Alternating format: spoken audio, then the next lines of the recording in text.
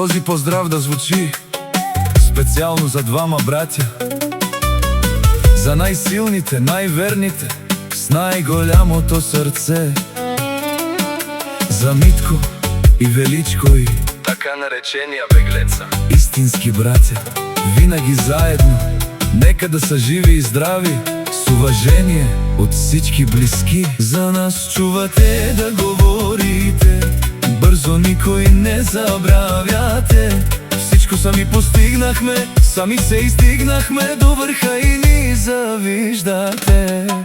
Брат до брат са винаги, сърцата им са силни и добри. Митко и Величко показаха, на всички доказаха, че силата е в честта и в кръвта.